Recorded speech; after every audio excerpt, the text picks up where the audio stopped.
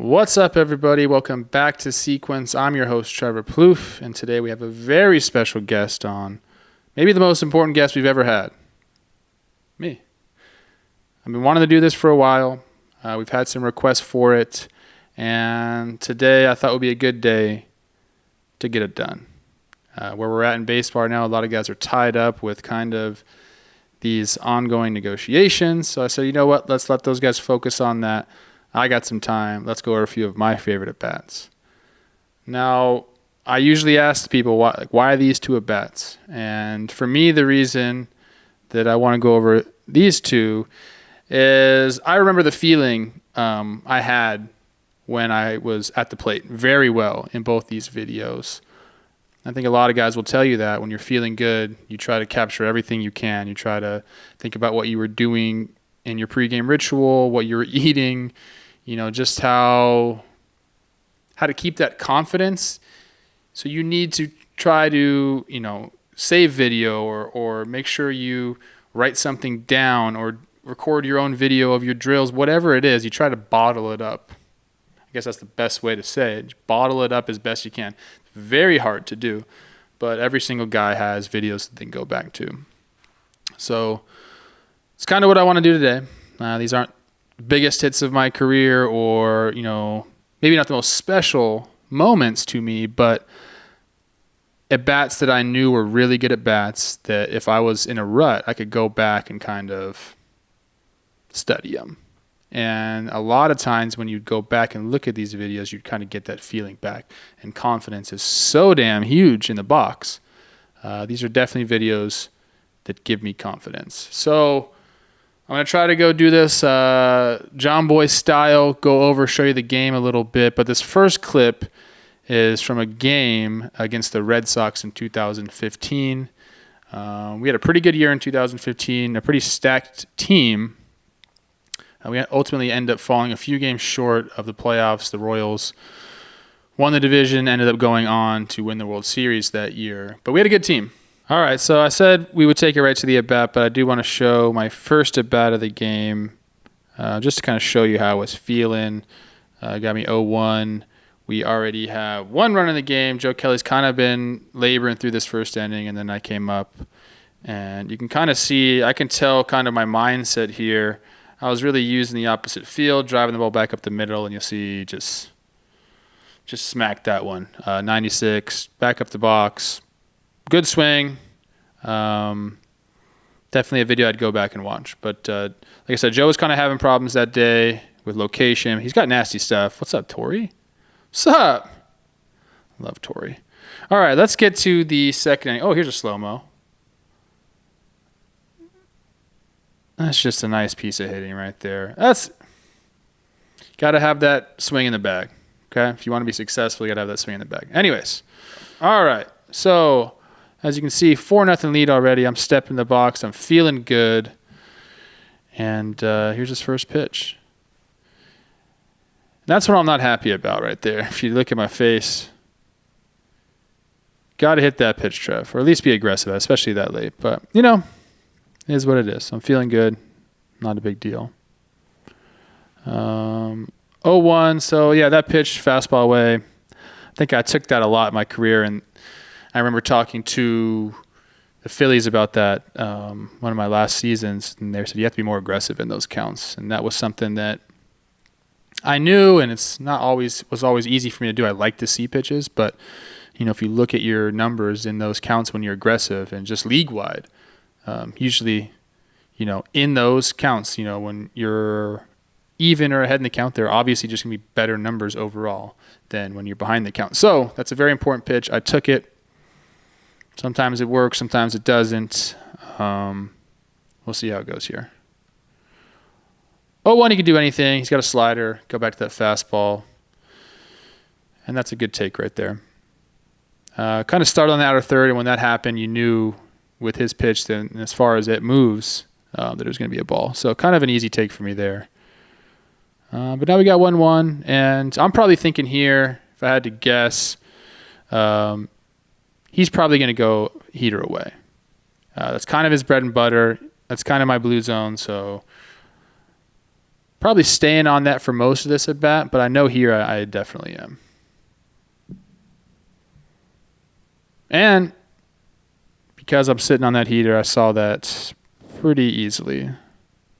Not a great pitch by him, kind of a waste pitch. If you can go back and see, starts just too low, middle and too low. My sights for that slider would be more middle in and definitely higher. It's kind of a slurve, whatever it is. So 2-1. Again, I'm just sitting out over the plate. I know that's where I gotta be thinking. That's where when I'm good, I'm thinking that way. So he's setting up away. I mean, look at that. It's 98 down. I really haven't had a tough time so far. I think every single ball that he's thrown me has kind of been outside of that tunnel I'm looking for.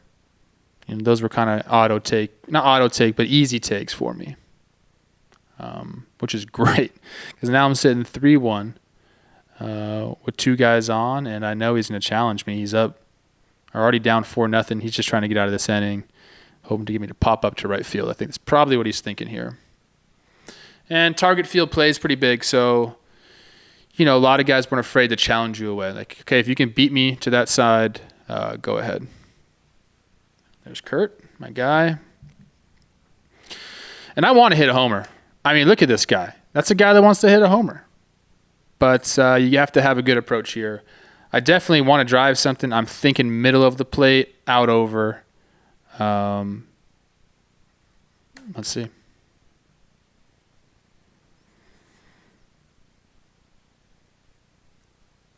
That's a nasty pitch. I'm happy I took that, That's probably on the black, 97, 3-1. You're not really wanting that pitch.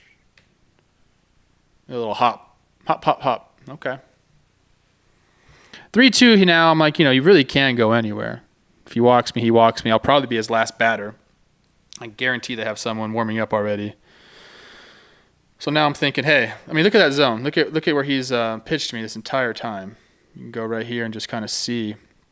Down and away, down and away, down and away. I mean, definitely a cold zone for me, cold zone for most people. But you keep it down that quadrant, you're probably going to do pretty well. But he's got 3 balls.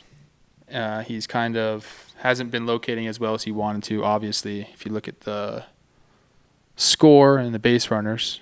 So now, like I said, 3-2. I'm thinking he could do anything, but I'm still on the heater. And definitely thinking about that heater away. A couple shakes there. Not sure what that was about. And look at that pitch. Did a good job fouling that off. Let's see. And right there it's on the black, but I think he has a little cut to it. And that's where it ends off. I can't see who that is behind. That's CB Buckner, I think. CB would ring me up on that pitch, or there's at least a chance of it. So here's a good job of me just kind of fouling off. Obviously not in a great position to do any damage to that pitch, but definitely good job by me of fouling it off. And right there I'm like stoked. I'm like, okay, I didn't strike out. I think I just turned right there. If you can see me, I asked CB right there. I'm like, hey, CB, was that on? And he's probably saying yeah. But it clearly wasn't. So again, fastball there, 3-2. He can go anywhere here. I definitely have that slider in my mind, but I got to stay on the heater. I think that's pretty obvious here. He's throwing 96 to Hunch. And there he is. Matt Barnes is warming up. Did not have a lot of success against him. But, yeah, he's very tense right now. Setting up away. And same thing, another just like great job battling right there. And where his glove is, he could definitely ring me up. I foul it off. And that is me checking my bat to see if I broke it. And I did not. Okay, Joe. Wait, hold on. What was that? Let me see this. Oh. That looks like someone's like, we got him now. I don't know what that means. If he's like, let's just throw that same pitch. He's chasing there. Let's just go a little bit further. or if he's like, hey, now is the time for the slider. I don't remember what pitch is next, but again, you know my approach. I got the slider in my head, but I'm also on the fastball. Joe thinks he's got me. I'm probably looking at something like, okay, what do I do? What do I do? There's Ricky. Big stud. Oh! Look who it is. Friend of the pod, Vanika. What's up? I told you she had a good view to a lot of different things. Here she is in the dugout. Okay, anyways, back to the at-bat. Clap. All right, pretty packed house. Here we go. Coming set. And again, look at this. Look at the bunching of this. And if you remember, Joe looked at Swihart, shook his head, and now I remember he knew exactly what pitch he wanted to throw. And if he executes it, he's probably going to strike me out. And that's what he's thinking. Again, my approach on the slider. Or thinking about slider, but on that heater away, at least for my timing. See where we go here. And that's... he didn't execute. Let's go back and check that out. So now we know what that was all about. He had the slider ready to go. He thought that was the pitch that was going to do it. But you see all these are here, and then that slider ends up being right in my zone. That's the red zone. Got to stay out of the red zone. Kind of pops out of his hand. You'll see. I'll see if I can stop it right here. Pop. And here's where it ends up. That's one of those times where you have a good approach and the pitcher kind of throws it exactly where you need it to be. And this is a bomb. It's hit hard. He knows it. I know it. Kind of feeling myself. Let's watch the trot. Joe's not happy. He knows he's done for the day. I think he ended up giving up 7 earned runs or something like that. Tough day for Joe. He's a good pitcher, though. But yeah, feeling myself. Get to see my guys at home plate. Thank you, Joe. Thank you, Kurt. Thank you, that's Eddie. Another slow-mo right here. Just threw the ball. And I knew it was gone. I love these side angles. Okay, let's go back to the side angles. Some of those slow-mos are fun. Here it is. Got that elbow working. Look at the space I've created. Boom. That's how I was able to stay through that so well. Kind of out in front a little bit as I'm watching this, but because I was thinking about that fastball away, you're going to see my bat enter the zone in a great position. Getting in the zone right about there. Threw the ball. One more time, because I'm feeling it right now.